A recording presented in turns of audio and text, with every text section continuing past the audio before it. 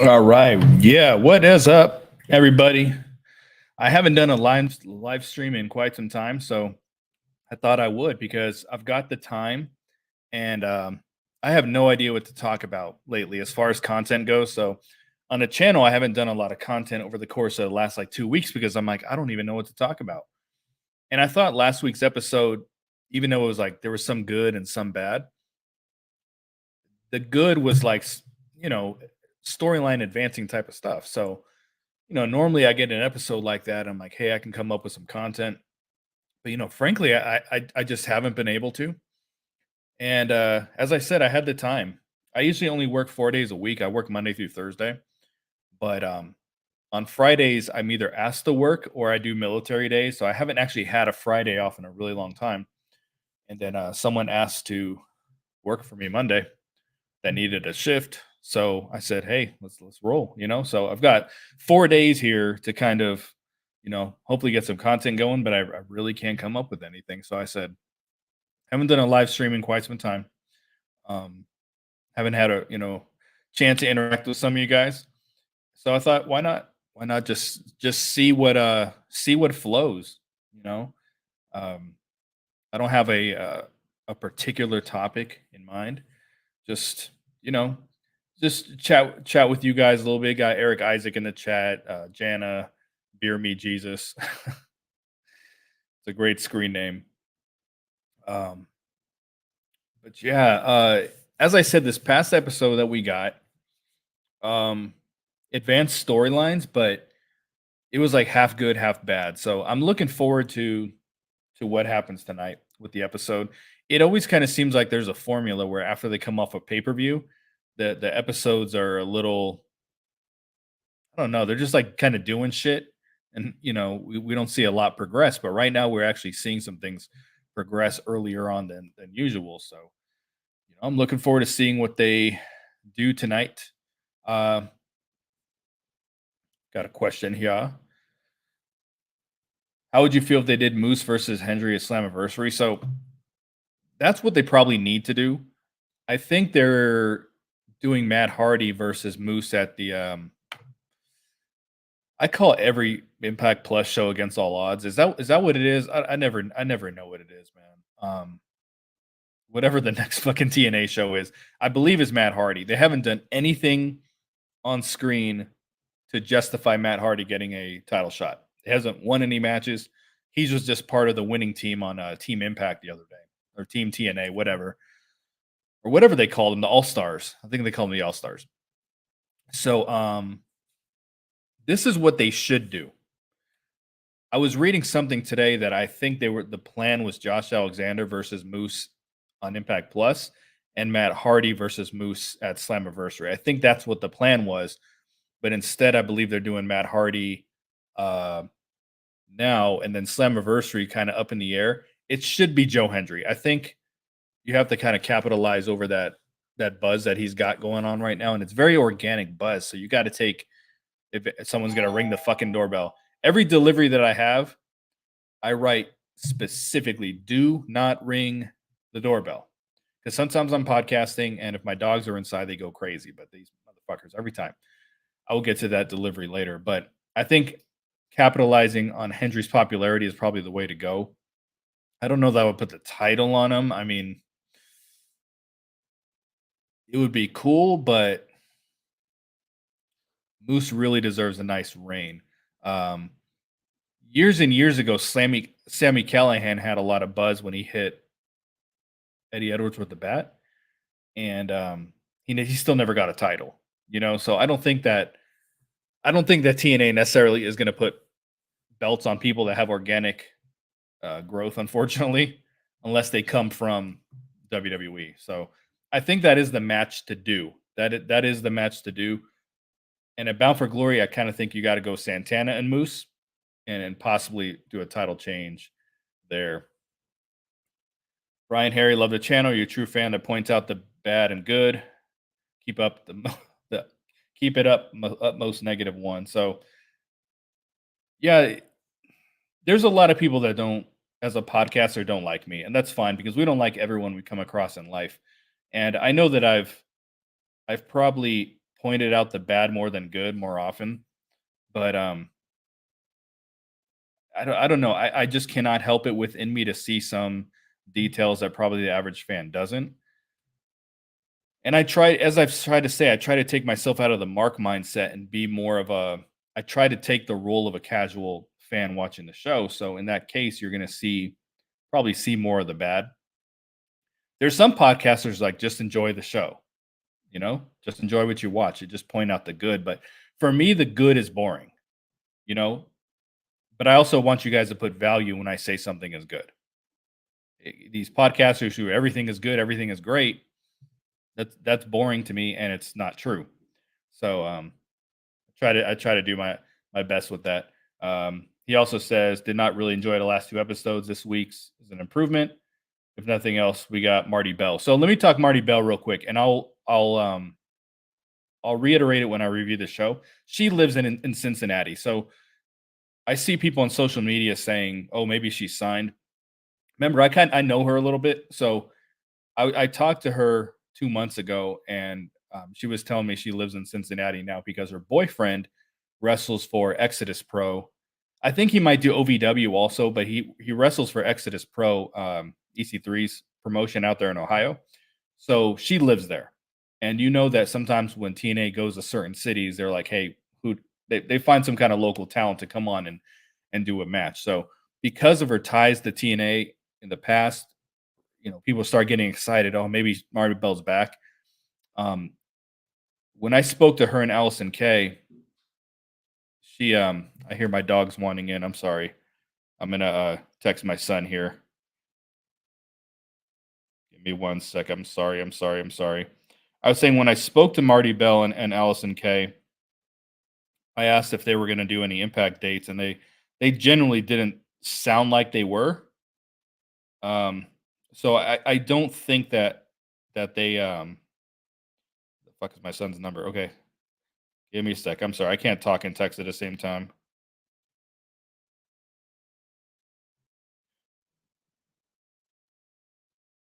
Okay, sorry. Um, they generally sound like they weren't doing any dates. So this is probably something that was kind of thrown together. I don't think anything is long term with Marty Bell. She lives there and she loves it there. She said she loves living in Ohio. Um, Ohio is the best kept secret in my opinion.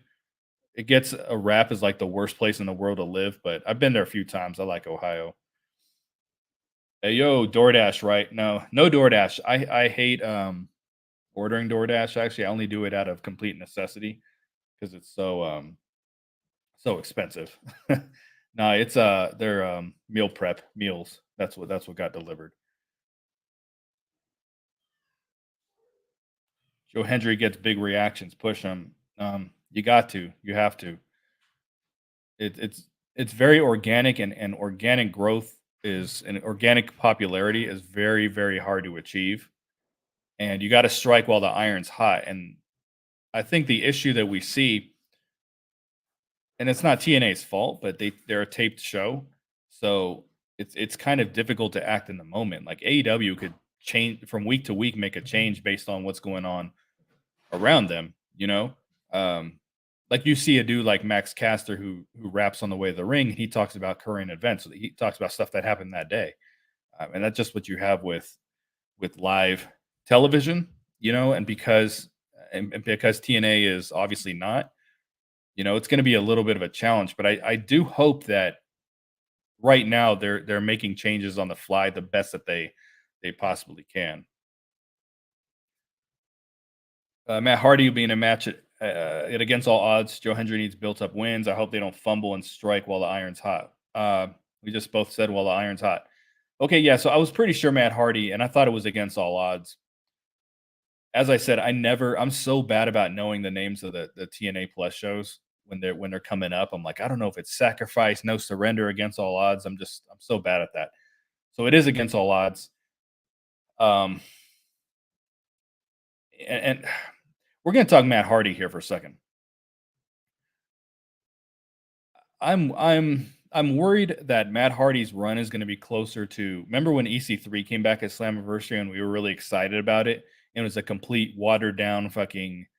He did one match. There was nothing. I'm very worried that Matt Hardy's run is going to be similar to that, to where um, he's not going to be around a long time. He might do like one House Hardy type of match, whatever, and then be gone. I'm very worried about that. They're very reliant on Matt Hardy wrestling right now, where the Broken Matt character got all the extra viewers and all that shit because of the creative cinematic shit that they were doing and how the character was progressing from week to week. He's just wrestling right now, which is the last thing you really want out of Broken Matt. But yeah, just what I said with Joe Hendry. I really think they got to figure it out with him.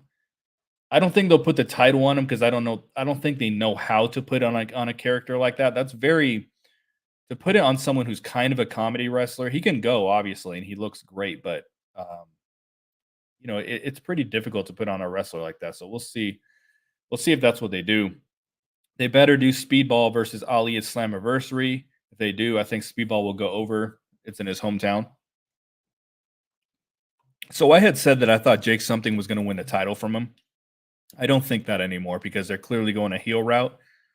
I still think Jake is going to win this year because he wouldn't have cut the promo. I'm going to win it this year if he wasn't going to. That's just not the way wrestling works. So, that is the way to go. I guess we're going to know tonight on TV. Please, no one drop spoilers. But I think we're going to know tonight on TV when the Ball of Cheese takes on Trent. I'll take a number 7 with extra fries, Coke, and a pie. I really think Trent needs to win. They got to find a way for Trent to win. Do this match on TNA Plus, and then this at Slammiversary. Like this, it would be a huge mistake because I say it all the time. They go so hard on these TNA Plus shows, and sometimes the pay per view rolls around, and they're like, "Fuck, we can't," you know. Yeah, and Derek says here constructive criticism. This was based off the off what I said a little bit earlier. I've really learned in the military that if you point out something bad, you point out something negative, you point out something that needs fixed, like you have to give a solution to. And I think I do a pretty good job of that. And I think that's the difference between truly being negative and just being constructive. Maybe I point out too many things, that's just my nature and I apologize, but um I've brought this up in the past. So in like 2006 to 2011 in the Air Force, I was a instructor, a pre-deployment instructor. So troops had to come through our school, our 17-day school before they deployed. We had to teach them, convoys, radios, patrols, foot patrols, setting up a base, just many, many things. Okay. Basically warfighting techniques or whatever, hand-to-hand combat type of shit, all that. So because I did that in my life, we did a lot of critiques, a lot of criticisms, and we always pointed out like the little details because people's lives are at stake here, right? So that is transferred over into me being a podcaster to where I just see these little things and it's just my nature and I apologize for it. I don't apologize, but I mean for those who just think I'm too over the top, I'm just trying to give you a little bit of backstory. It's just due to, what I did in the Air Force for a long time. Um, where obviously people's lives are not necessarily at stake in wrestling. I mean, I guess they are to an extent, but that's just why I'm like that.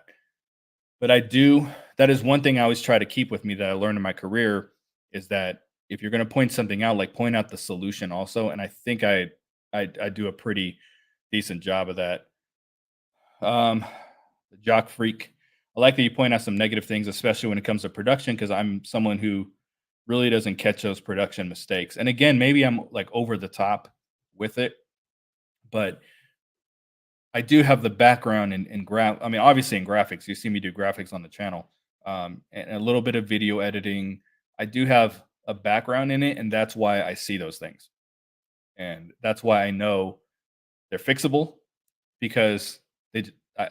I've made the same mistakes.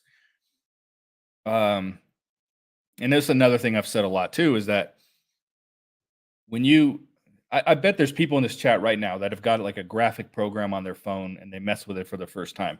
And you start messing with all the settings just because you can, right? You start, okay, I'm going to darken this, I'm going to lighten this, this is going to glow, this is going to, you know what I'm saying?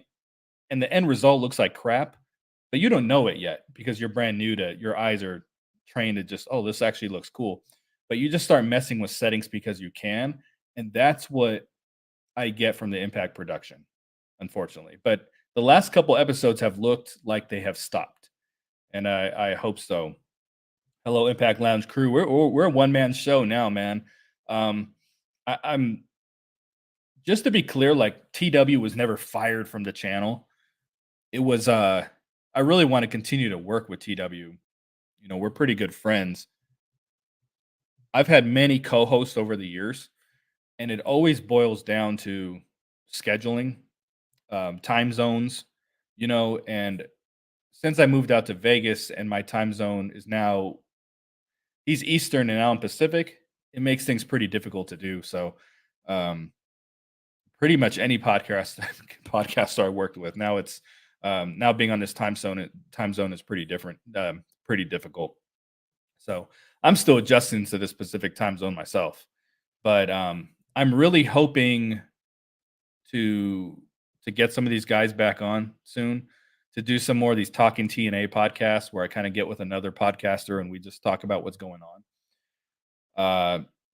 I am trying by my birthday in October to actually be working for myself full time and not I'm retiring from the Air Force in November.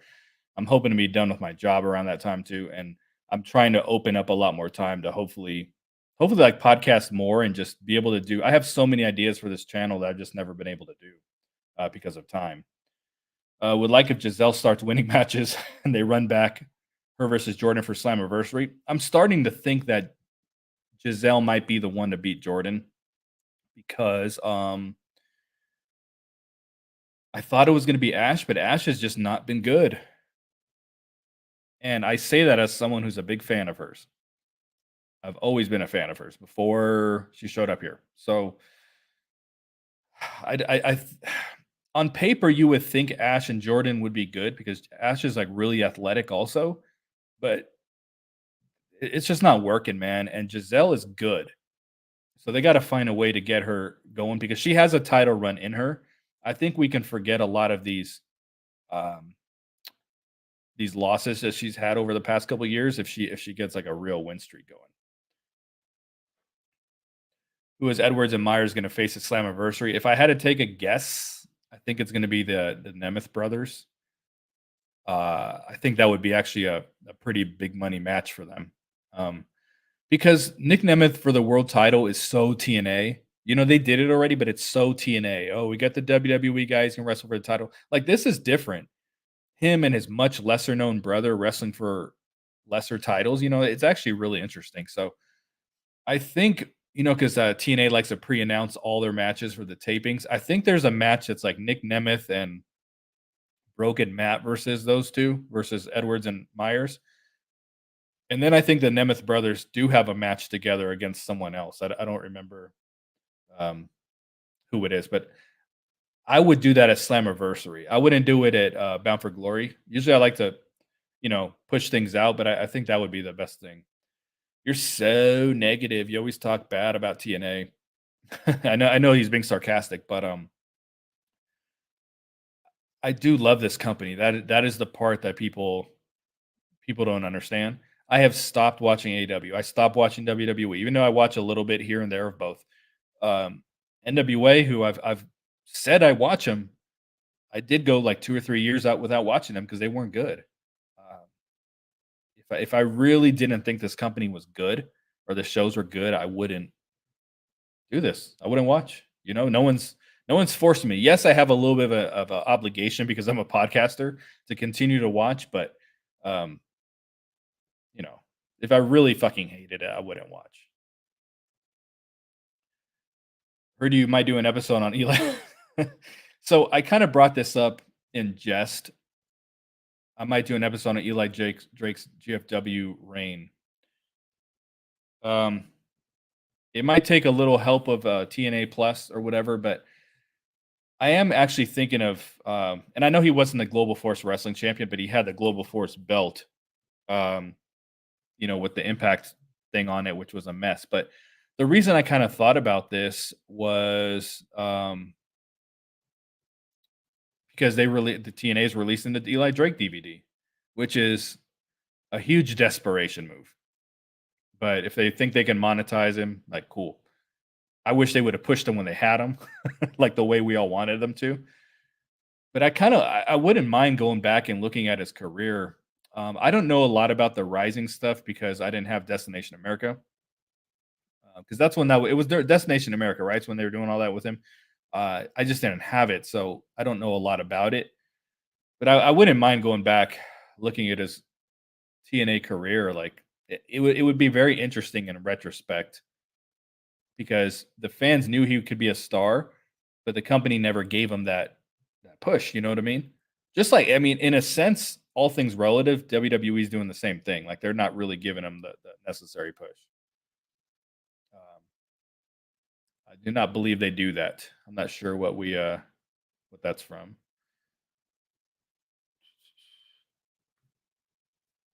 I know a lot of people. Hopefully, no one's saying anything super negative about me because I'm not pre-reading these. I'm just bringing them up as we go. So, but if someone does do something negative, you'll just get banned. Simple as that. I know how a lot of people feel about the DMC, but shouldn't they hot shot that title? They hot shot that title at on a Hammerstone, Jake something or Gresh. I don't know quite what you're trying to get at, so you may have to reword that. When is Hammerstone coming back from injury? I actually have no clue. I haven't read anything about that. I don't think it's long term though. I think he might have got a concussion in one of his last matches. And not that I wish energy on I mean energy. I don't know why I said that. Why I wish injury on anybody. I wouldn't wish any let me reword that. I wouldn't wish injury on anybody, but it was kind of a good thing we didn't get this match with Jake something because they both could benefit from like a really decent build on that. But I guess if Jake is going heel, maybe that's not going to be a thing anymore. Jake versus Speedball would be pretty darn cool. Didn't they wrestle once before? I feel like they had a match.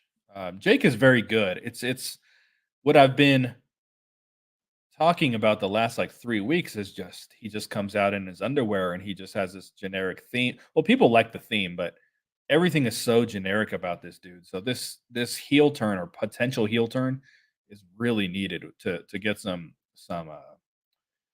personality out of him. And if we get him as a heel wrestling Speedball, that could be very, very interesting. Could be very good because especially if Speedball wins the title at Slammiversary, because I don't know how long Ali is around. I wish he was sticking around because he's very good. But if Speedball wins the belt, getting him versus Jake at Bound for Glory would be very good. Bummed Cardona got hurt because now I think PCO versus Cardona was the plan for Slammiversary. I don't know if it was a plan for Slammiversary because they had PCO versus Cardona when they pre-announced the matches for Vegas, for the Vegas TV taping. That was one of the matches. And they didn't end up doing Con versus PCO because we've seen that 9 times. So they just kind of removed that. But that was one of the pre-announced matches. So I don't know if it was the Slammiversary plan. Um, but I'm bummed he got hurt too because Cardona does really good work when he shows up. My worry is that it always seemed like TNA wanted him to be Zack Ryder more than Matt Cardona because like the GCW Matt Cardona, the NWA Matt Cardona from the Indies, TNA never tapped into that. They were doing comedy with him. I thought when they did the major players with Brian Myers and Chelsea, I remember on the podcast I said I think this is going to be one of the best parts of the show for the rest of the year. And they lost a handicap match the next week to W Morrissey, and then they were completely dead. So that's the problem is they're not giving like that Matt Cardona that like legitimate fucking push. You know what I mean? And I still even think the way he came back with Steph DeLander that it was like they want to go a comedy direction with him. Which free agents do you think go show up at Slammiversary? So I think Mason Mansoor, whatever they're. I don't know if that's where they're like M and M. It can't be M because there's an M. I don't know what their names are going to be, but I think uh, I think we're going to see them. Those are another couple guys I talked to recently, and they seem like so. Like I said, I asked Marty Bell and Allison Kay, like, "Hey, are we going to see you in TNA?" And they're kind of like, I could genuinely feel like they're like, I don't know, maybe we could, but it genuinely sounded like they had no plans. I talked to Allie; she genuinely sounded like she had no plans. I asked these guys, and they almost like winked at me. You know what I'm saying? So I think we're going to see them. I'm pretty confident in that. Um, the first year that Slammiversary did the, who's going to show up type of thing, I thought where they really missed the ball was I would have picked up some of the unknowns from NXT that were released and just kind of sprinkled them throughout Slammiversary. So instead of, I think it would have been cool to have some unknown names kind of debut. And I still think that. I still think some of these NXT people with the weird names that they give them, I think they should take a shot at some of these guys because NWA is doing the territory thing right now. And they've got 3 territories.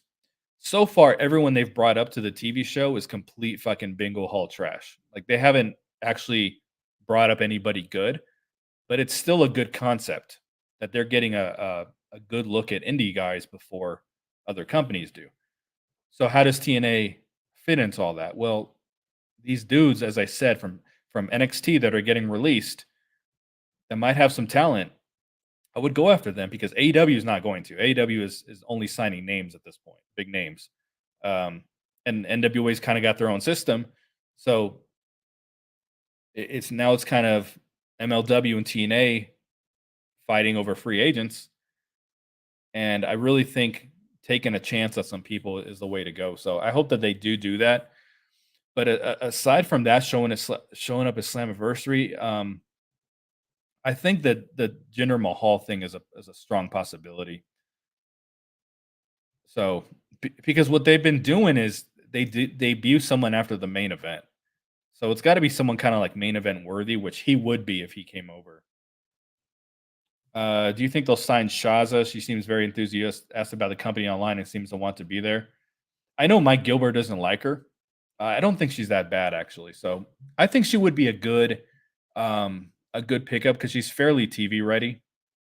She's done enough extra work, you know what I mean, to I would compare her to like Kimberly, where like Kimberly was never like on TV, like she did a little NXT stuff, but she did enough that when TNA brought her on, like her character worked. Like she knew how to work the camera, she knew how to cut promos.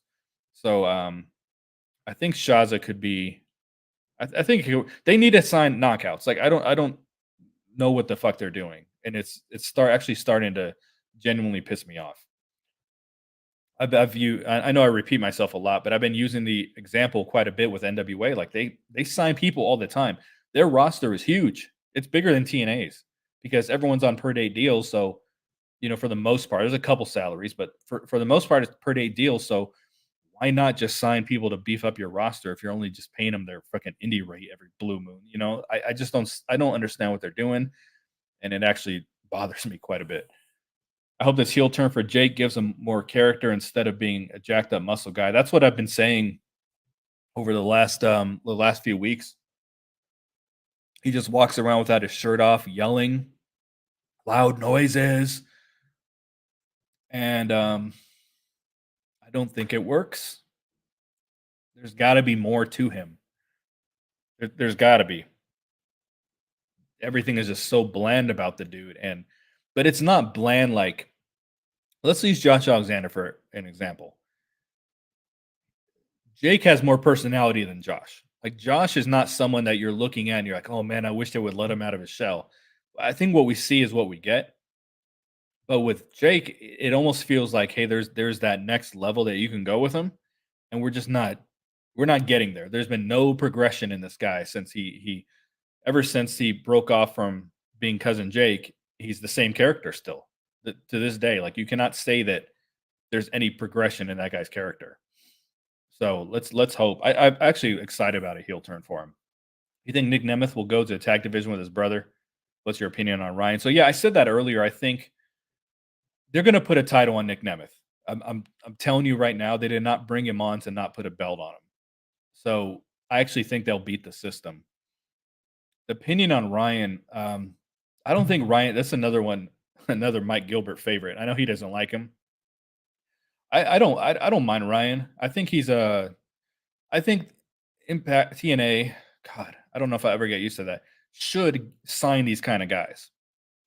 I wouldn't put him like in the main event, but this is someone with a little bit of a name that hasn't had an opportunity. So like give the dude give if you can pitch to people, we'll give you an opportunity that someone else wasn't, you know, that's attractive. We don't actually know what he can do and can't do because he was in a stable in AEW. Let me think. Was he in the Wingmen? And they were a jobber stable. They just wrestled on YouTube for the most part. It was four dudes like Nick Kamarat. Man, do I got this right? I know it was Peter Avalon. Um, JD Drake. And the one dude who was crying that he got released, and then Anthony Henry or whatever. No, he's in the Workhorseman. I don't know, dude. Anyway, they had a group. They had a jobber stable. None of them looked the same. They didn't talk the same, act the same, dress the same. Nothing. It was the most thrown together stable in the world. And it wasn't good. It wasn't interesting. Um, So I don't know. Like I want to see what he can do. I really do. Thanks to you, I can never hear and a kick out. The NWA guy is starting to do it now too, but it's not as bad. I don't want to sound like I'm complaining about Tom like the way I used to about Josh Matthews and Matt Stryker and all these guys because he does a very very good job. I think his voice is a little annoying. I wish he would just be a little more natural rather than sounding like he's reporting the weather and it's raining cats and dogs out. I wish he would just be a little more natural. But yeah, every kick out is and a kick out and a kick out. I mean, it's a good 80% of the time. He almost never switches it up. And it actually, I know I've had a lot of people be like, oh man, I would have never noticed that if you didn't say it. Looking good, BQ. I will take that. In my old age. I'm glad Jordan is wrestling tonight. I need a knockouts banger, which seems harder to get right now. Yeah, it is, man. We're just not, or Jan, I would imagine, is a female. You'll have to let me know. Yeah, we need, Jordan on the show is always a good thing because she always puts on good matches. And Marty Bell is much improved from when she was actually in TNA. So, and if you're just tuning in right now, I was letting everyone know at the top of the show, Marty Bell lives in Cincinnati. So, because she's moved around quite a bit over the years. For those who don't keep up on her, but she lives in Cincinnati, so that's why they're using her. She's not a new knockout or returning knockout. I still think Jordan could and should resign. It's not always about the money. Some people are loyal, want to see TNA grow. You're not wrong. Um, it's not that when I say Jordan is leaving that it's about like the money necessarily. I mean, you should if you want what's best for your career, you should make as much money as possible so that you can retire one day. Once you get involved with WWE, there's opportunities for you to make money for the rest of your life. So that's why when you look at it, it's like there's a long-term game there. And you're not wrong. It's not always about the money. Jordan makes a lot of money. So for those of you who don't know, she obviously makes what she makes with TNA. She has her OnlyFans where she has stated she makes significantly more than she makes from wrestling. And then I don't know if she still does, but as of like a year ago, she had a shoot job as well that she did part time, not because she needed the money, but because she just liked doing it. It was some kind of court reporter type of job that she does virtually, so she doesn't like go and punch in a clock or anything. So I would imagine Jordan is good financially. Um, I think it's going to come down to does she want to keep her OnlyFans? You know, um, but the reason I kind of say with Jordan is she got a taste of WWE, and it was a good like she got a lot of buzz from it. It wasn't like she just kind of came down, had a match, and no everyone forgot the next day. She wasn't like a jobber. Like she went and really shined. And chances are there's been a lot of dialogue with her already about coming over. And if they're going to use her like a star, I mean, why not? I think she's also very loyal to TNA though. I do get that vibe that she as you said, some people are loyal, want to see TNA grow. But I think what my concern is right now is that she has no opponents. They're just bringing random people in for her to wrestle. They've done a very bad job of beefing up the knockouts division this year. And someone left a comment the other day saying, "Well, you can't just, because using my NWA example that they sign people, you can't just sign people off the indies. It doesn't mean they're like ready. Well, they're finding people who are ready. You know what I'm saying? Like, yeah.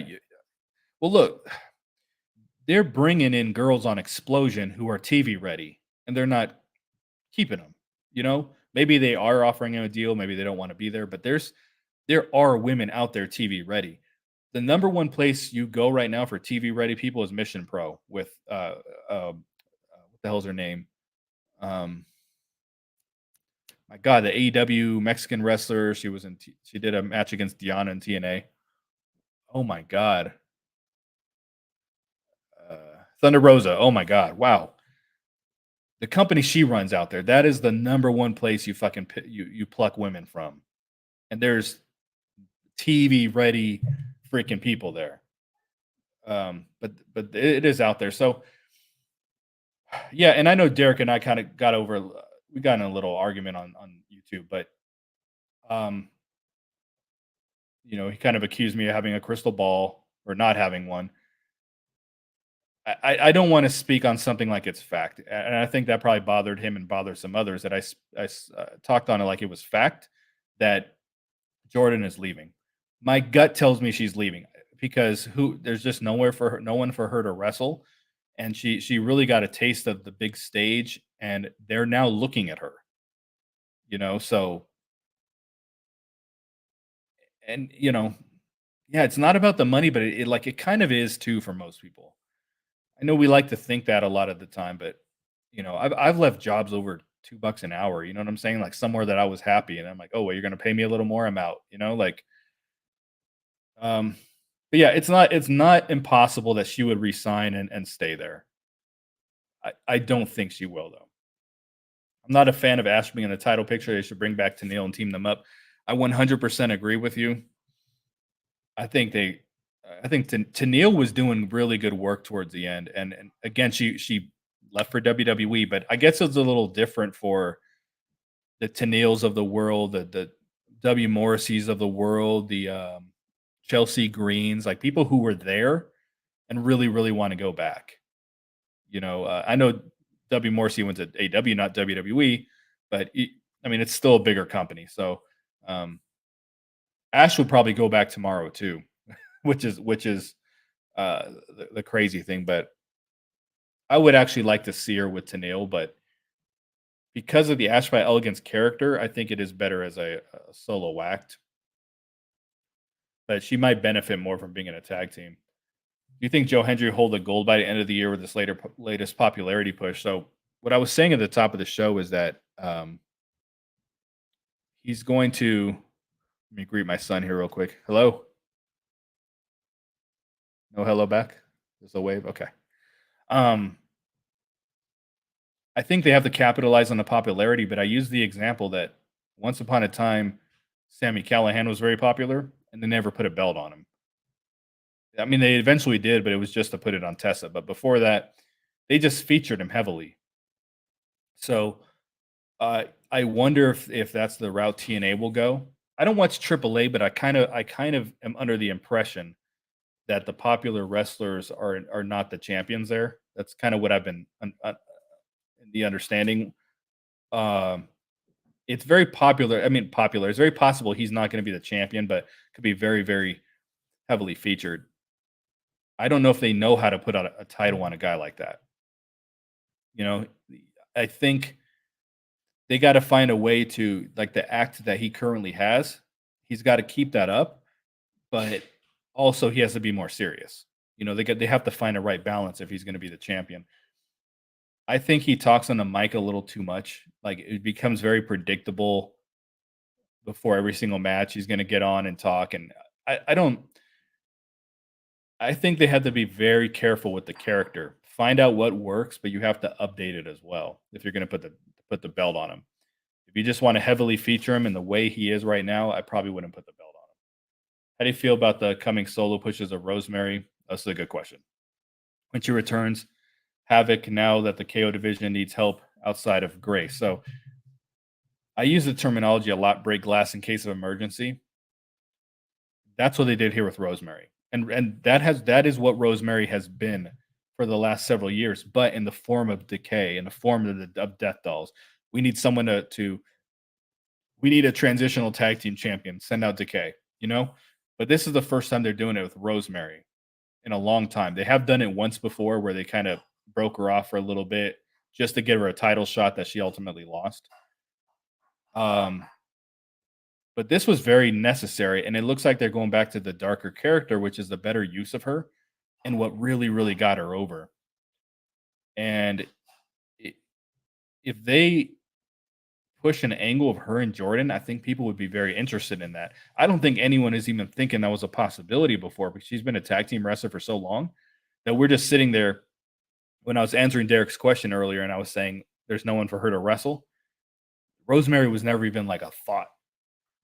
And it kind of looks like they're doing something with Rosemary, doing something with Giselle, obviously trying with Ash. So they are trying to get challengers lined up.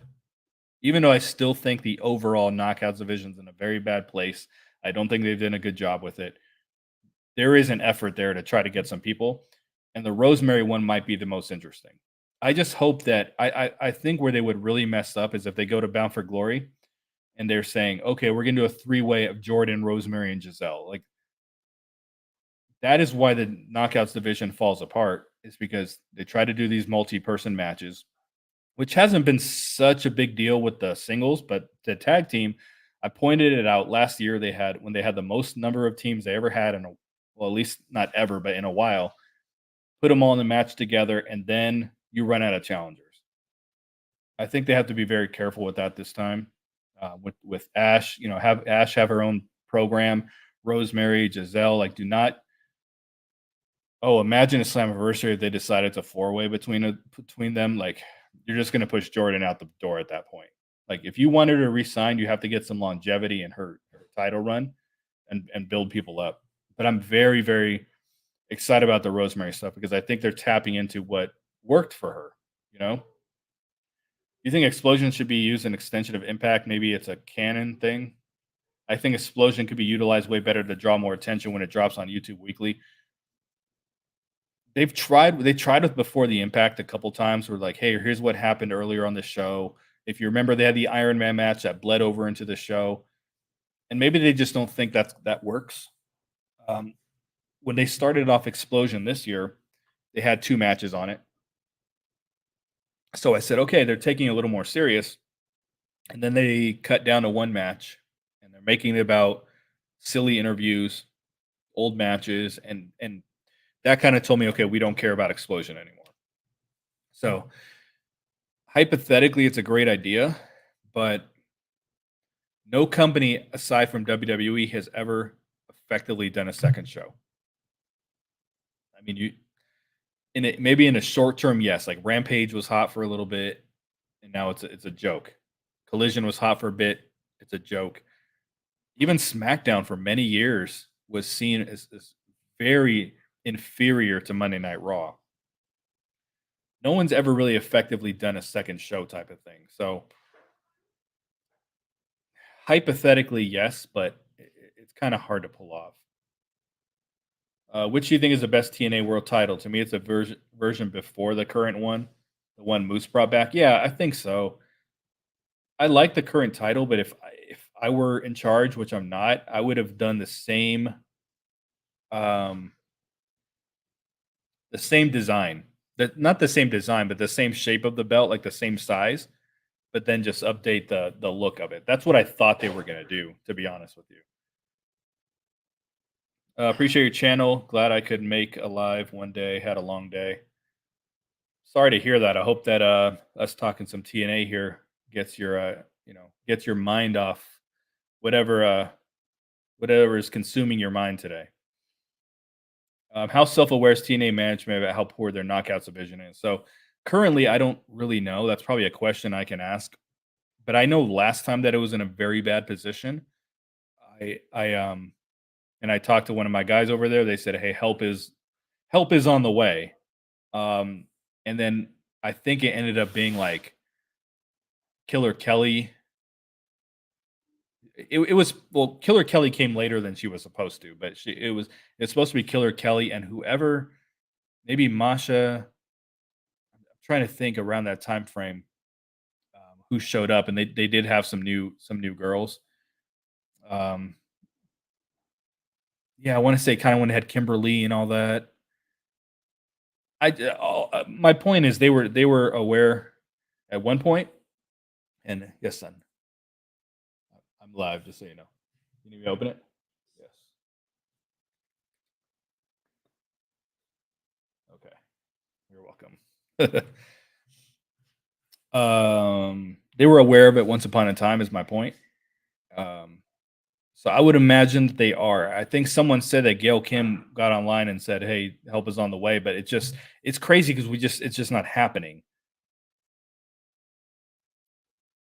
That it just everyone the fans are rightfully frustrated, but I have to imagine that they do see it. But since we're getting these, Giselle and Rosemary kind of singles pushes, they may trying to be fixing it from within. Should creative put the DMC on someone like Jake something? No. Or Hammerstone or Gresham and see what they can do with it. I'd rather have one of those guys hold it than Laredo Kid. Laredo Kid's a transitional champion to put on AJ Francis. I'm pretty confident in saying that. I don't think Hammerstone could do much with it because it's so beneath him. Jake just has an like you have to be a big personality for this title, which Jake is not. Gresham, it would just this is just the worst title in the world. They had an opportunity, a golden opportunity to make it a television championship, a legit mid card title when they rebranded to TNA, and they doubled down on an Impact Wrestling belt that wasn't working, and it still isn't working. If AJ Francis can't make it work, then no one can. I'm confident in saying that because Cardona, they didn't. It looked like he was a perfect guy that didn't go anywhere. Um, Jordan Grace did a decent job with it. They were trying to make it a legit title when she had it. Brian Myers, like it was really nothing. It's a horrible title. It is horrible concept, horrible name, and WWE's doing that Speed Championship. And whether you like that or not, at least it's like saying, "Hey, we're trying to take advantage of social media, and people on Twitter are only going to watch a 3-minute match." You know what I'm saying? So at least they like went out and did something like that.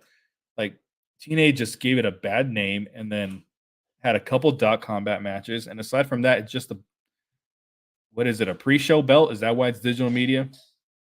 They it was such a missed opportunity. I'm like shocked.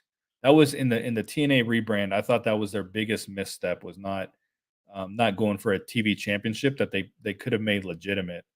But if AJ Francis cannot make it interesting, then nobody can.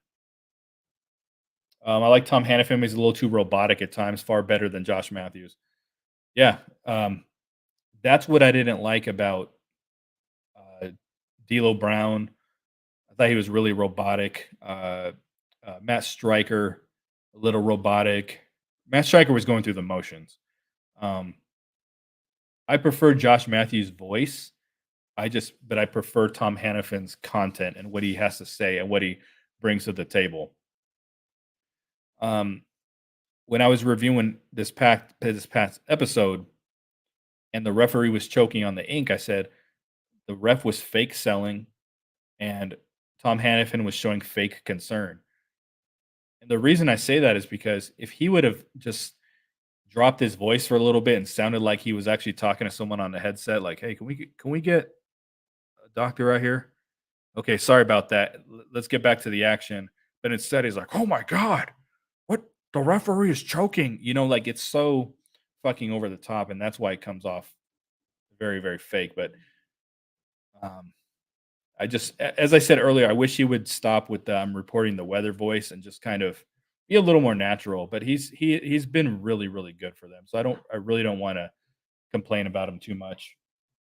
I actually thought Josh Matthews was good. It was just towards the end, it got very um, he clearly didn't want to be doing it anymore. Grace ain't leaving anytime soon. I definitely don't think she's leaving anytime soon. But she the thing is Jordan Grace has openly said she wanted to go to NXT. That was before she re-signed last time. Moose has openly said, and this is within this year, that he wants to go there. So that's why I'm saying people become pro wrestlers to wrestle for the WWE.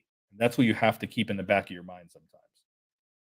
If Jordan goes to WWE, that means she'd have to stop bodybuilding, right? You know what's funny? I thought about this because, what's her name is a bodybuilder, fucking Jade Cargill, but there's elements about Jordan Grace that don't appear natural. So I'm curious. I don't want to say something stupid here. You guys know where I'm going with it. Do you think Mike Santana is here long term? Yeah, I think he is signed actually on a Moose type contract. I feel like he is not an AEW guy anymore. So this is a guy who, as there was someone was saying earlier, it's not always about the money. Um, Once I heard the interview with Chris Van Vliet with this guy, I realized family was more important than money, and his spot on the card was more important than money. But there's very few people who truly think that at the end of the day. Maybe family, yes, but spot on the card. I mean, look at Brian Cage, AEW. He cannot be lower on the card, and this guy has re-signed twice. This guy has no fucking respect for his career. Santana does. And that's why he's here. He knows that he can be a big dog here. I get the feeling he's around longer than a year. I hope so at least. That would be very unfortunate. We find out he's like, I signed, but it was for 1 year, and then he leaves. That would really, really fucking suck.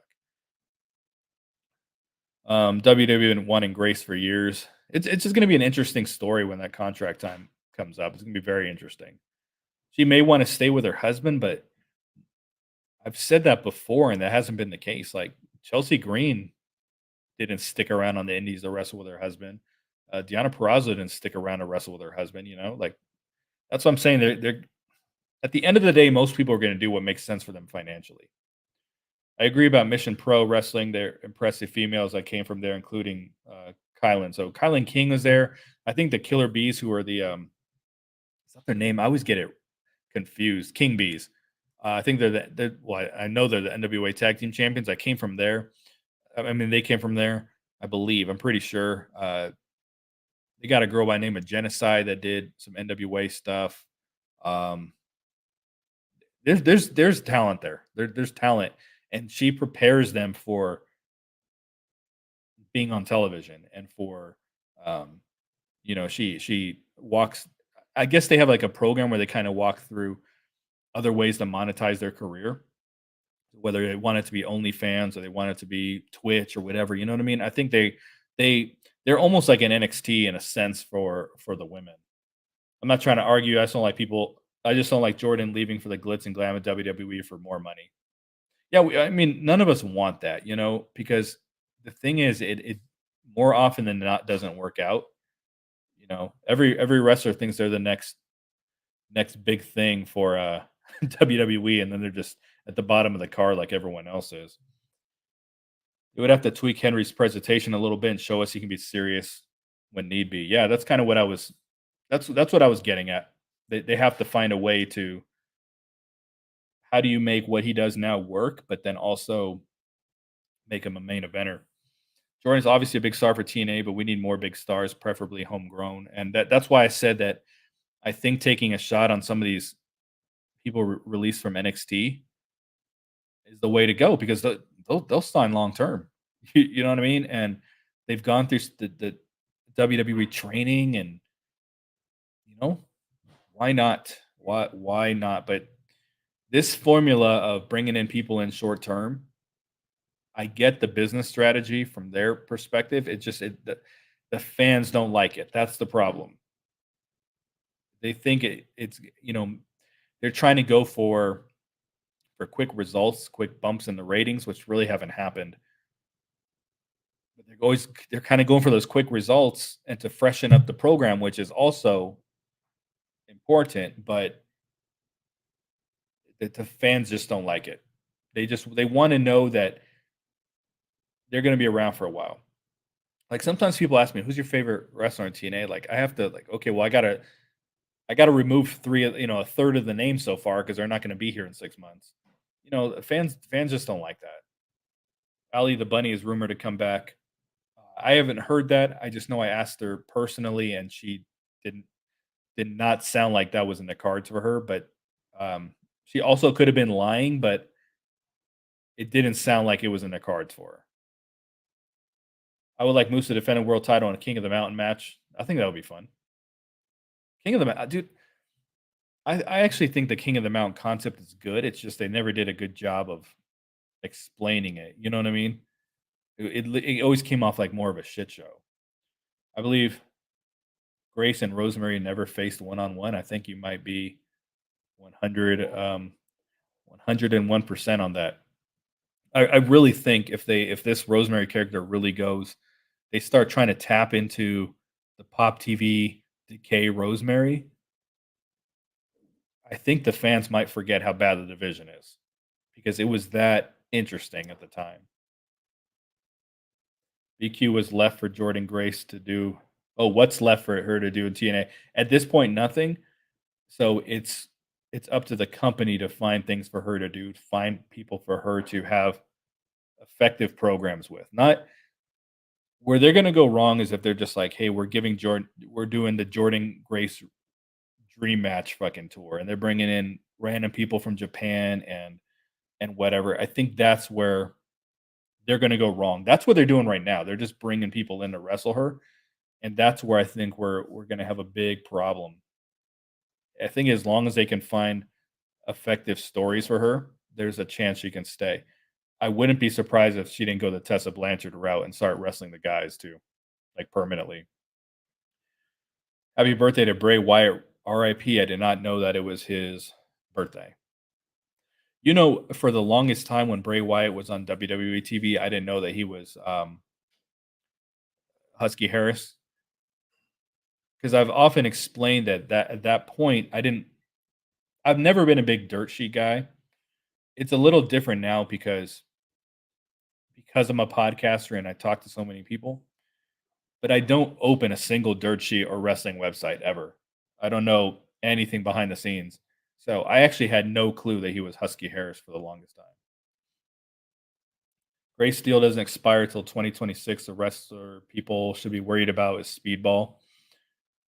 That's great to know about Jordan Grace. I didn't know that.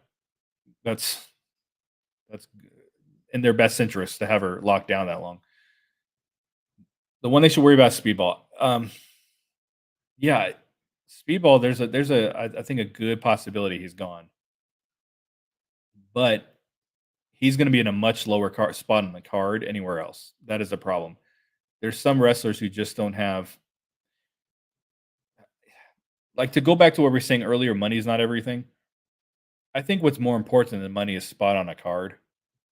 If you eventually want to make money in this business, and I think he is better off in TNA because they treat him as something special. He would not be treated like that anywhere else, nor should he be.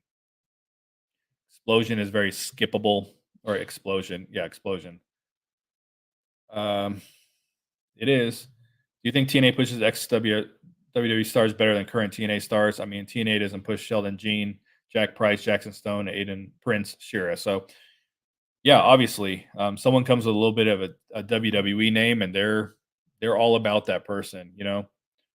And it's funny because you see someone like Mia Yim, who when she was Jade, they were trying to get her to that next level, but she openly said, "I want to be in NXT." Once they came out with the Mae Young Classic, she she realized she wanted to be there. I don't know if she did the Mae Young Classic too or anything like that, but I know that once NXT started creating a really good women's division, she made it clear she wanted to go there, and that's what she did. They tried to resign her, she chose not to. And maybe she's not the best example because they were trying to give her a little push at the end, but I mean, compare how they treated her then to how they treated her after she had a run in WWE, you know? I mean, I can't believe they didn't put the title on her, to be honest. I think, I tell you, if Triple H wasn't rehiring people, I think there'd be a good chance actually that she would be around. But yeah, they do a better job. It's probably the easier option, you know?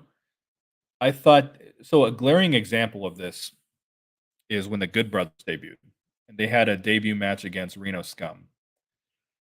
Um, I might be doing an interview with Thornstone here soon because he's retiring, and I've had a bit of a friendship with him over the years because I kind of want to ask him about this match in particular. But they didn't. They brought the Good Brothers on, and it's okay. Their debut matches with Reno Scum, and the match wasn't competitive. They squashed them, and it's just like, man, people are just going to come through here, run through our guys. Like it's an opportunity to. I'm not saying every match has to be competitive, but I mean, it was the main event of the show. It was an opportunity to let their guys, show what they can do, and they just said, "Hey, no, these guys are too big of stars." Sheldon Jean is no longer on the roster, at least on the website, which is unfortunate because it seemed like he really got screwed when Kenny King left, and then they had nothing for him to do, which is unfortunate.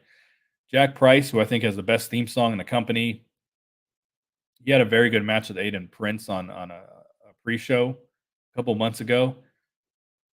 I just don't understand why you have bringing these people to win gut check. Same with Jackson Stone, why they win gut check, and then you just don't use them at all. You don't even give them a chance. I can understand your WWE and like, okay, I don't want to give this guy a chance on TV. Your TNA with 90,000 people watching. I don't understand. Maybe there's something behind the scenes with the way they think, but I'm just speaking as a fan, as a podcaster. I don't understand why they don't just give these guys an opportunity and see if it works. Like, why not take Jack Price and throw him in first class as a lackey? You know, maybe he's just the job guy, but I mean, it's just weird. Jackson Stone he's a character. A PCO is a character, and it worked. So why not give the dude a chance? Um, Aiden Prince is apparently retired. He's joined in the TNA digital team. So he is a graphic designer, much like myself. So I think he might be the one responsible for all these graphics right now that are really good. But he is on the digital side of things now. He had an injury over a year or so ago, right after signing, and it just I believe he's retired from in ring. And then Shira, I don't mind. I don't dislike Shira. It's hard to push a character like that in today's modern wrestling. It's difficult. TNA wrestling can't book anyone good unless they're ex-WWE stars. Do you think Masha and Alicia hold the KO tag team title for a while or drop the belts at Slammiversary? I think they're going to hold them for a while, but I mean, who are they going to lose them to? You know what I'm saying? But I don't like this storyline where they're teasing possible dissension because it's like you're doing that with ABC, you're doing it with um, Masha and Alicia, you're doing it with in a sense Speedball Mountain. You're doing it with there's some man. There's another, and I can't quite. But you're splitting everyone up with Decay. You know what I mean? Like you're just splitting everything up. And I think that you would have progressed the Masha character more if she was just an ally of the system. She doesn't have to be in this. If you put her in the system, that would be really interesting. I don't think they're going to do that. But if you at least make her an ally of the system, I think that would help progress her career. But instead, she appears to get along with Alicia, but she doesn't seem to like the guys. So that's what's interesting. Brian Myers bumped her intentionally on the way to the ring the other day, even though they were on the same team. For what reason? They've given no good reason for that to happen. I think this is going to be a very bad run. That is my issue with it, but I think they're going to have it for a while. Um, Aiden literally just retired to take over TNA's graphic. Yeah, this is what I was saying. Take over TNA's graphic design department, and all of this other guys are legit jobbers. Well, they're jobbers because that's how they've been presented. And I understand you have to have jobbers in a company, but I mean, they're not even having an opportunity. That's the problem. How can you how can you pitch to a free agent? Um, hey, come over here, and we're going to give you opportunity. If there's legitimately guys not getting opportunity on the roster, what is the point of competing in gut check if you're not going to be on TV? You know, there should be you should win gut check, and they should from a digital standpoint on YouTube take you through their journey, build them up, and then debut them a year later. But I mean, at least take us through a journey, do something. They're not even taking a chance on these guys. That's the problem. For digital media championships, they should allow fans to vote in a poll online for the next opponent. Love it. Vote. It's almost too easy. Have the fans vote on opponents. Have the fans vote on stipulations. Have the fans vote on who you want the number one contender match to be. The thing is, there's so much they can do. They can do what no one else has done and try to use Instagram Live to build an angle.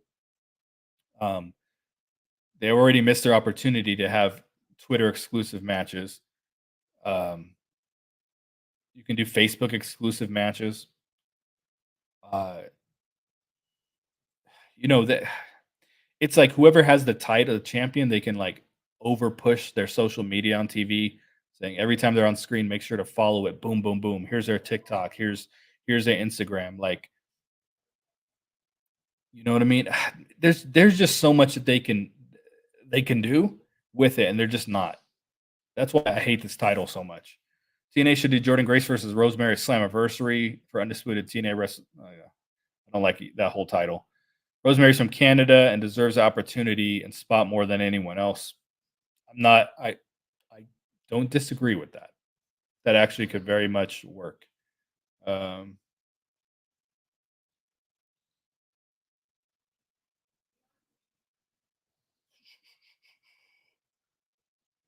yeah, we're just already kind of talking about that.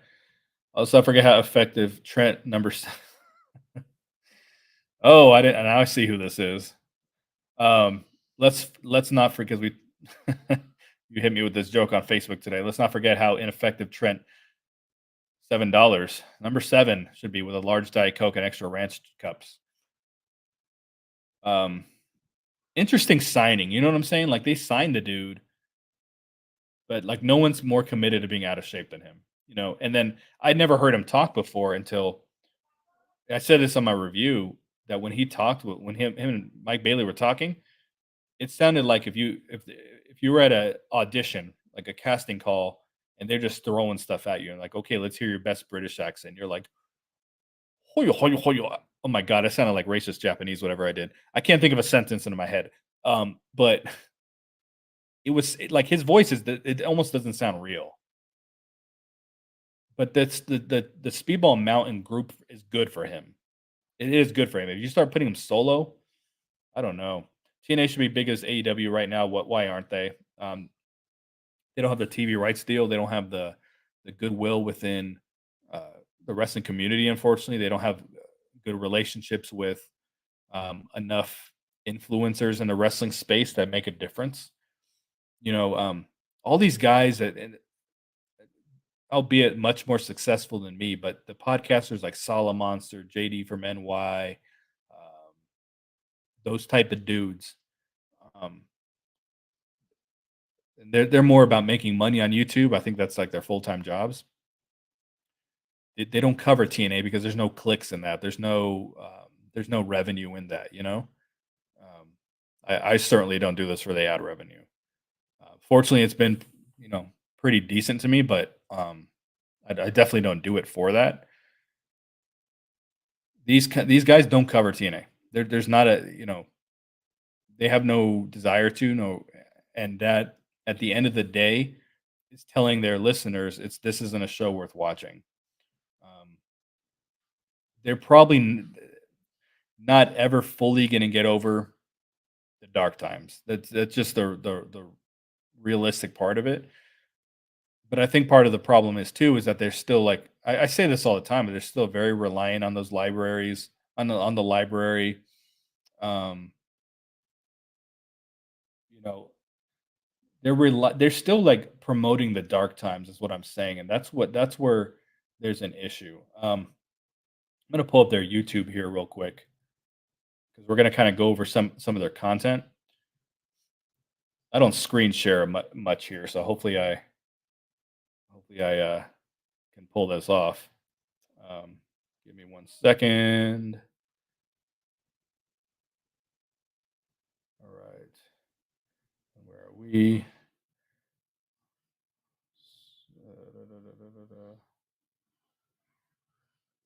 Share screen.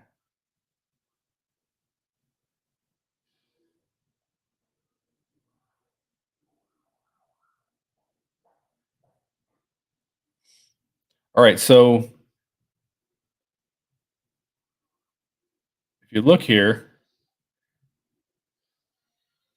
I think they've been doing a better job lately. Um, the 5 best Sammy Callahan matches, aka Salami Calorie Ham, the bread machine. I think that's good. Um, Food Fight is not bad. That's pretty entertaining, actually. It's for members only. Um, but this is where it starts getting this is where I start having problems. Let's see if you can see this on my screen or not. Okay, cool.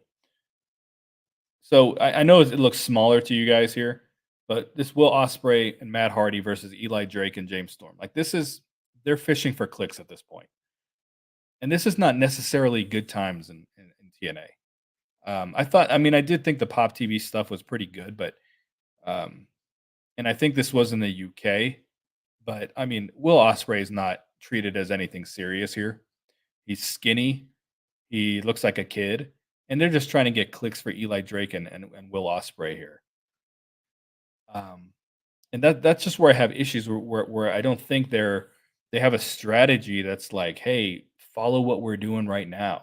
You know, you go here and here's Dusty Rhodes face, and here's Sting and Kurt Angle, and I think when you consistently remind people about how much better times were in the past, I think that's very hurtful to grow you to in the present day to grow your brand. Here's Bobby Roode's face. You know, Bobby Roode wasn't getting this kind of push when he was in the company. Eli Drake wasn't getting it when he was in the company. You know what I'm saying? Like they just have a strategy very much built off reminding people about what they used to do, but what they used to do was more popular.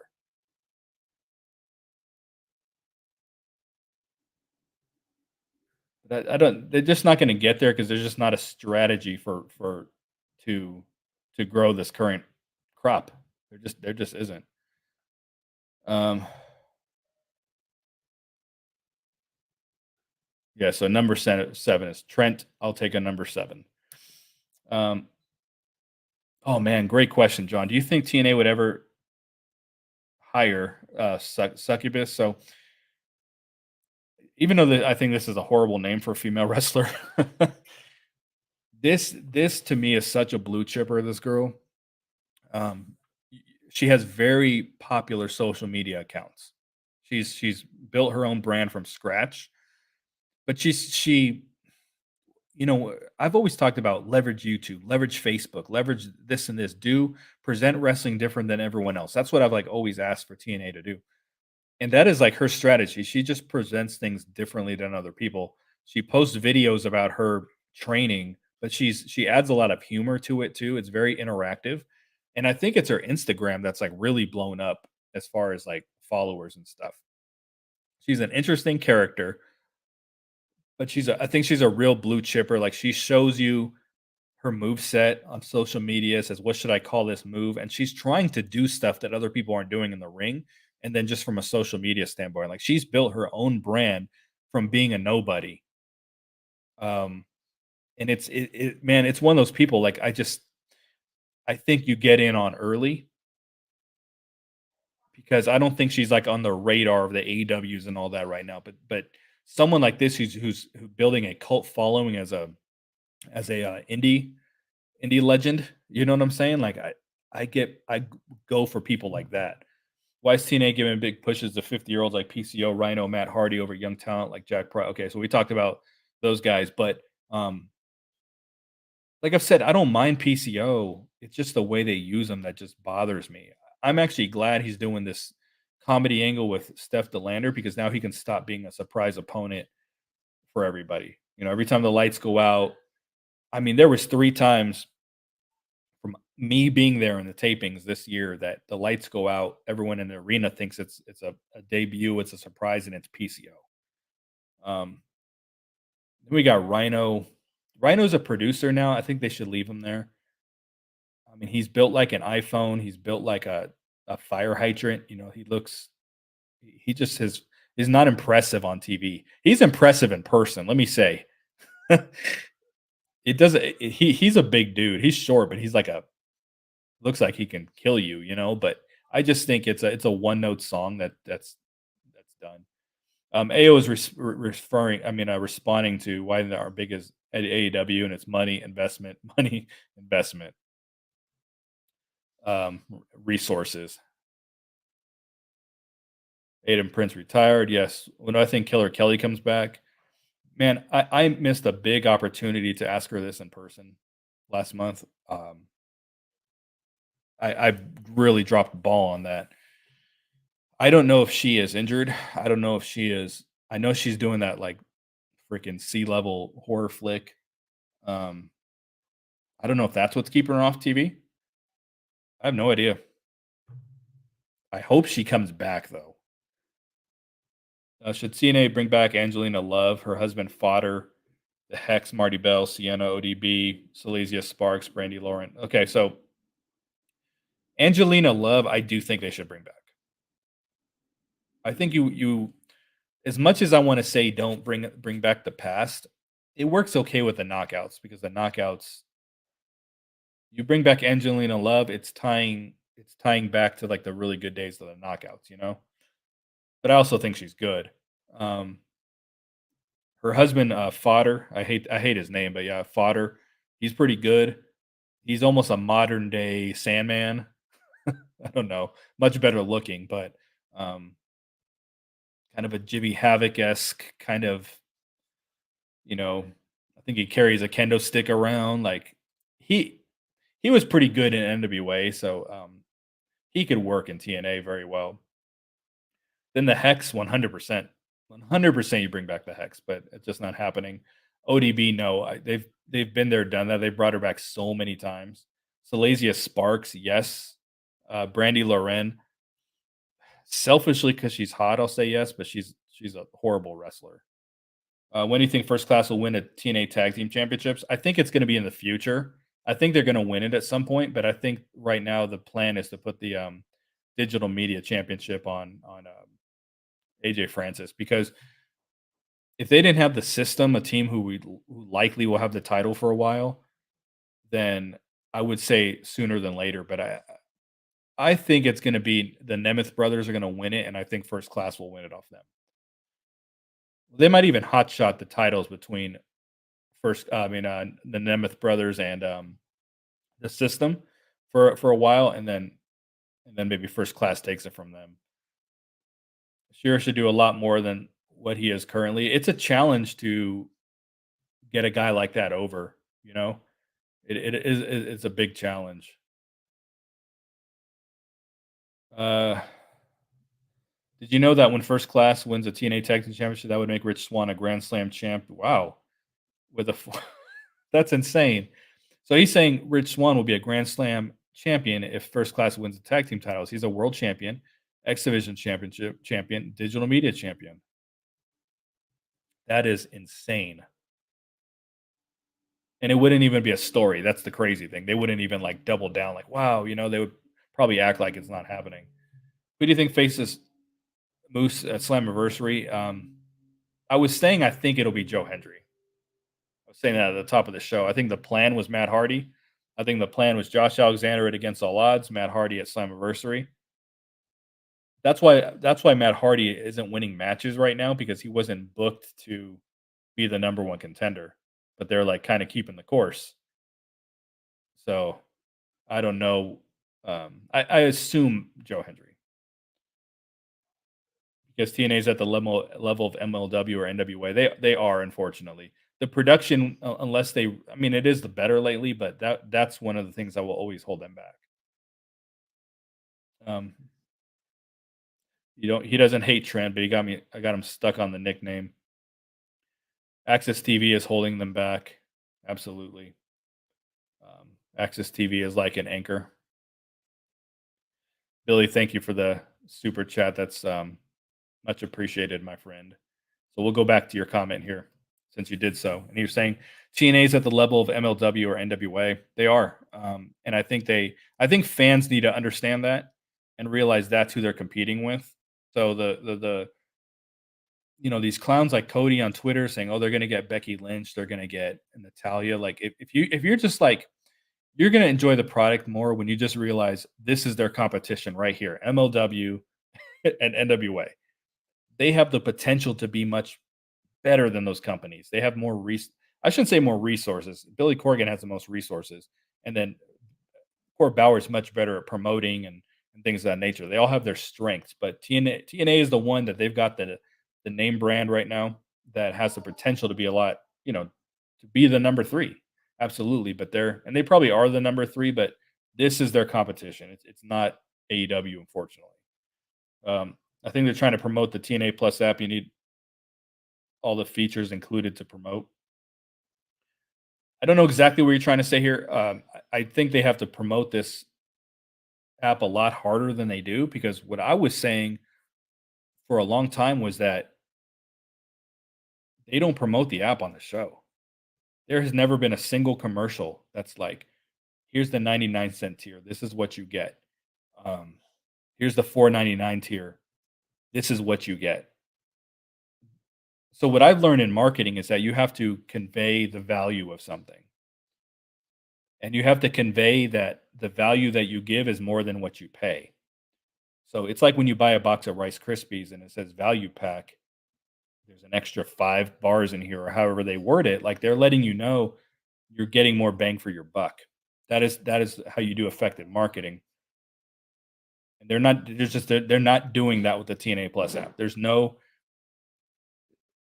what's his fuck. Tom Hannafin acts like it's a secret society for our ultimate insiders, for our secret, what's the password? New England clam chowder, okay. And then you open the door and let him in. It's a very secret society. Like that is how it comes off on television. And I've compared to when WWE had the WWE network and they're doing the 999 campaign and it was annoying, but it was effective and it worked. Like they just don't do that. We don't know what. I'm sorry, I got confused here a little bit with the Ultimate Insider and TNA Plus, so I apologize.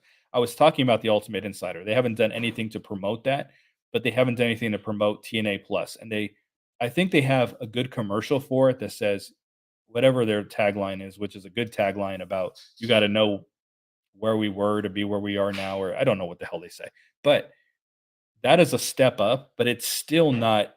Hey, this is what you can get, and here's some of the exclusive content you can expect. Like, there's just not enough of that. Anthem hired a new president of Access TV a few months ago. I wonder if that'll lead to anything. Probably not. This current management team is faceless. That's what I've been saying. Like, I'm sure some people know what these guys look like, but if I were to pass these dudes on the street, Anthony Ciccone and all them, I wouldn't know who they were. You pass by Scott Demore, you know Scott Demore. You know Billy Corgan. Like there's no face to this company. That's the issue I have. What do you think about Jake something's heel turn on Cody Deaner? So we talked about this at the top of the show. It was so needed. I did an upload on this channel recently called Jake Nothing because that's kind of what he's been. He showed no personality. There's personality in there though. That's the problem. Like you can feel it. I compared it to Josh Alexander earlier, where I said Josh is like what you see is probably what you get. But with Jake, there's something there. You know what I mean? And I think they're finally going to tap into it here. And Cody Deaner is not over. I don't care what he's doing with the people right now. So he's a great like jobber to feed him. And then I think Jake can work his way up to the X Division Championship as a heel. So I think it's a great, great move. Kelly's just making the movie to my knowledge. That's kind of what my gut was telling me. Um, Taylor Wilde and Sue Young still with TNA. What about Savannah Evans? So Taylor Wilde, no, she's injured, I believe. Savannah Evans, I'm going to assume is not. I would team her up with Steph DeLander. I've said that. But the way that she was fired on TV from the Shaw Taraj, I don't think. What are you gonna do with her at this point? You know what I mean? If you don't put her in a tag team with DeLander, like I said, what are you gonna do with her? Like how many people is she gonna be a bodyguard for? Sue Young, I want to be very careful with my wording here. She's not in wrestling shape. She's not in television shape. She's wrestling the indies. She's not in a position to wrestle on TV right now. When is TNA wrestling in a debut? Harley Hudson? Probably never. It's going to be never every 32nd. I have no confidence in people that win gut check being on this television program. I wish TNA would make a big deal out of Rich Swann becoming Grand Slam champion, as he can be the 6th Grand Slam champion in the company history and first African American to do so. Man, see, like you get it. They could do this, and then you can put a very strong social media campaign behind it. You can post all these YouTube moments from the title wins, and you saw that with Swerve Strickland and AW when he made it a point to be the first African American champion like that. People got behind him for that. But like what you're putting right, what you're saying right here is what a vision that the company lacks, in my opinion. But what you're putting here, there's so much content you can build around this, you know, around that concept. Matt Hardy should not be headlining any Big Four PLEs. That would be a mistake. Piss the fan base off. Matt is a TNA plus guy. Yeah, I wouldn't. I definitely would have put him main eventing Slammiversary because I was saying earlier, and I know people are in and out of the stream here, is that they're wrestling. He's wrestling a lot right now. He is not tapping into anything that made the character popular once upon a time. The story is what got him to where he is, how he became broken. And obviously, you can't break him again. So the story has been told, but that's where the challenge lies. Like, how do we creatively make it where people want to tune in to watch him? Because he's not moving the needle right now. You can't just because it's oh, broken Matt Hardy's back. Like, he's wrestling. He's just wrestling matches. Like, that's not what anyone wants to see. Or maybe that's a strong term, but it's not going to move anything. You think Nick and Ryan will be around long term, especially since Ryan is just a lackluster AEW run? I think there's a chance that Nick Nemeth actually signs long term. I think there's a possibility. I think he is someone, as I said with Santana. Well, Nick has made his money. Number one, I think he's someone like I said with Santana that their spot on the card matters. And how would they use him in AEW? He come, you get a hot push, lose a title run, and then be back at the bottom like everyone else. So I think there's a chance, and I think Ryan Nemeth will be around for a while too. Yeah, Hardy's most likely facing Moose against all odds. I feel production is a letdown. Anthem has the money. They were offering the money to Punk, Osprey. Hell, the set at Philly was so much better than the usual set. Then the tunnel is too empty as well. Yeah, there's a lot they could do. I've said this many times that the production issues are free. There's there's stuff that is cost nothing to upgrade the look of the show, and it's come a long way. It actually looks a lot better right now. But what I was told backstage was that there is internal. They're not blind, okay. A lot of the people are not blind to this. I was told that there was internal frustration that the production upgrades that were promised didn't happen.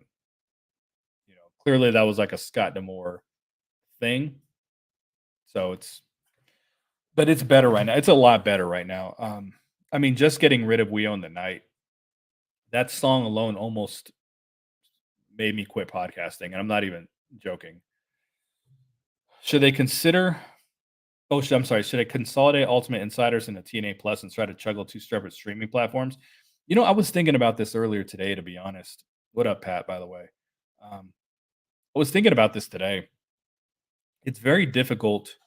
It's good to have multiple streaming platforms, but it's very difficult to make all of them worth your money and worth having. Um, I pointed out their YouTube earlier where I'm like, they're just showing old matches and highlights and stuff no one cares about. But it's also quite a challenge to come with original content if they need that original content for Ultimate Insiders. So AEW came out with this thing that's very similar to Joe Hendry's Food Fight. I haven't watched it. I would imagine the production of it is much better. I think they record on Joe Hendry's cell phone. Um, but that would be a good content piece for the actual chat for the free channel. But it's a challenge again to say, okay, we need you to spend your money in these multiple platforms, and this is why. Like you want to monetize your free YouTube, you want to monetize Ultimate Insiders, you want to monetize TNA Plus, but it's hard to put your effort into three different areas. If they put it into one, then I think they would see better results. But I get why there's three different platforms that they're pushing. I do get it. It's kind of a tough spot to be in. You think AW TNA partnership was one sided? Hell yeah, man. I wish I could tell you what I know about that partnership. It's one of the things I was like really sworn to secrecy about. Um, all I can say is it did not play out the way that it was supposed to play out. It wasn't. The story fell apart from the very beginning with the Kenny Omega Rich Swann match, and it never got back on track. Um, that's all I can really say, and I it sucks to say those kind of things. You're like, "Oh, man, I wish I could hear more." That's really something I cannot speak on, but the best way I can just put it that I don't think I'm getting myself into trouble is that it fell apart very early, and they just couldn't get it back, so I don't even know what the ultimate goal was. I'm gonna see if I can find that out for you guys, actually. I'm gonna see if I'm allowed to say it. I don't know what the ultimate goal was at the end, but it definitely fell apart, and if you know anything about Tony Khan, he doesn't lose to anybody. He brings in people from other companies, like, they don't beat his guys. They brought in CMLL. CMLL didn't win a single match. Maybe on, like, Collision or something, but they didn't beat anybody. They wrestled the Blackpool Combat Club multiple times and lost every single time. They were complete jobbers, you know? Um, okay, thank you. You haven't seen anything until you've seen everything is a tagline. I don't know what the hell I said. I pulled something out of my ass earlier. Um, I mean, their YouTube channel motive, by the way, I think they wanna get all old and new fans' attention. They do, but the problem is you have to have a focus. Trust me, I wish I could talk about some other companies on this channel, but TNA is my focus. I do NWA once a week just because I want to, but I could not possibly put all the effort in. Okay, well, I'm going to cover WWE and AEW now. When you try to cover too many bases, you're covering nothing. You know, I- I'm alone in my. I mean, there's some good TNA podcasters, but if we're just being real, I'm kind of alone in my space. But if I was covering every single company, I wouldn't. I'd be competing against thousands of podcasters, and thousands of them would be more successful than me. So I do understand the strategy, and as I said, the channel is too big at this point to change it. It really, frankly, is. People expect to go to their YouTube channel for the old stuff for the most part.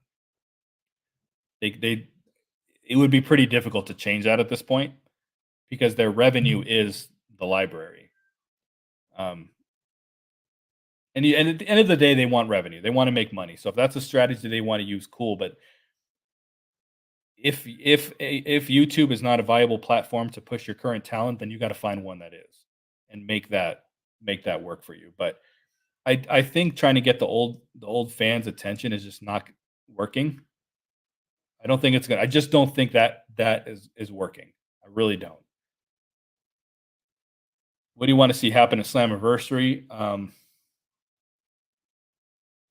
I want to see them sell out a 5,000 seat arena, um, and I want buzz out of Slammiversary. Like years ago, when if I would review the pay per view, I would wake up in the morning to like 3, 4, 5,000 views on these things because there was so much buzz after them.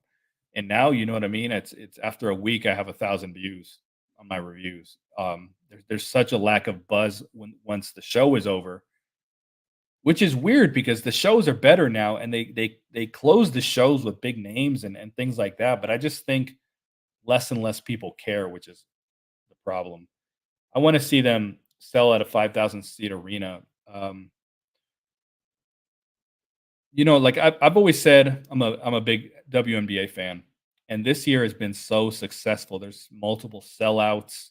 It's Caitlin Clark that has caused all this, but there's a domino effect because obviously Caitlin plays for one team, but all the teams are having record attendance already, record gates, record viewership for their games. Because once it looks like one team is a big deal, once looks like one player is a big deal, like people start, okay, let's see what these other teams are about. And I think if a picture of a 5,000 seat arena in Montreal goes around social media that they fucking filled it, I think there's gonna be some interest in like, yo, let's see what TNA is about. Like 5,000.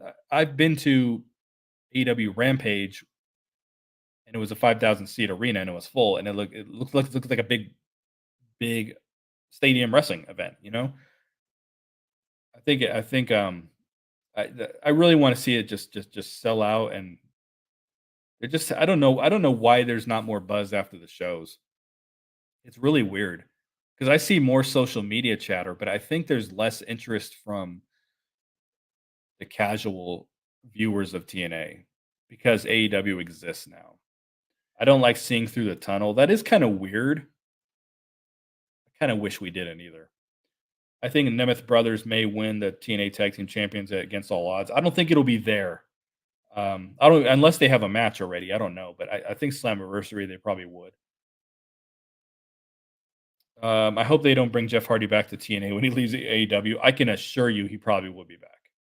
I think there's a high probability. There's a YouTube fan base. Want to point out someone that only watches on insiders. Yeah, very true. Um, would you ask TNA Wrestling for a job working there? Probably not because I have knowledge, but I'm kind of like a jack of all trades, master of none. Like I know how to edit audio. I know how to edit. Well, I know how to edit audio pretty good actually, but audio, video.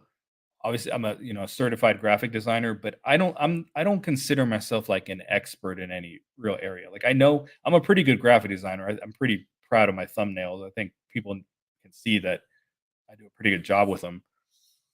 But I don't consider myself and even like marketing, I have a knowledge of it, but I'm not an expert at anything. Um, so I would not offer my services, and um, I don't think, from what I know, they kind of offer people on an intern level of pay is probably less than I could accept to be honest with you. Um, but I don't think I have any specialized skills that they would be looking for. I've I have tried with NWA a little bit because it's a much smaller company and I have friends behind the scenes there. But again, I'm kind of a jack of all trades type of thing, and I don't think anyone has any interest in hiring someone like that. Do you think TNA AAA should do a collab show or something? There's a partnership there. Why not do something? I think that partnership's dead. I think that died when Scott Demore left. And I don't think AAA is just doing it. I don't think that moves the needle anymore. None of these partnerships do. They just don't. They're fun for the fans, but they're just not moving the needle. Do you think we get Ace Austin versus Chris Bay at Slammiversary? Yes, I think 100%.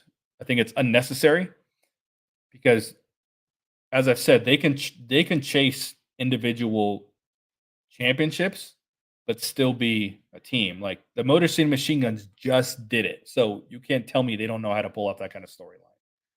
Do you think TNA sells more tickets internationally? Also, I live in Boston, Massachusetts, and they haven't been here in over a decade. I really want to attend a show. Yeah, definitely more internationally. Anyone is. Um, I mean, WNBA just packed 17,000 people in Toronto. They've done a couple of that size in the states, but they're 2 for 2 in Toronto right now with that kind of crowd. Um, it's funny you say you live in Boston. I've never understood why they don't go there. They fucking even Tony Khan does this, like, hey, we got wrestlers from this area. Let's go do shows there. You know, they've over the years have had a lot of people who live in Ohio in the company, and now they're doing Ohio now, but they very rarely do it. Um, they're I've always thought if they went to Massachusetts and did, um, even if it was a TNA Plus show, and you kind of have Eddie Edwards and Alicia be, kind of big deals in the show, I think that would like people would go, people would attend. I don't know why they don't tap into home bases for the wrestlers at all, especially the one who's been in the company longer than anybody else. I've never understood why they don't go out there. I think Nemeth Brothers may be transitional champions. I think Nemeth's main goal is the TNA World Championship. You know what? You're right because he did say he's going to win that title, and usually a babyface doesn't make a promise that they don't ultimately see through. So I think he'll probably win it at some point. I don't think I want to see the system stuff go on longer than it is, but um,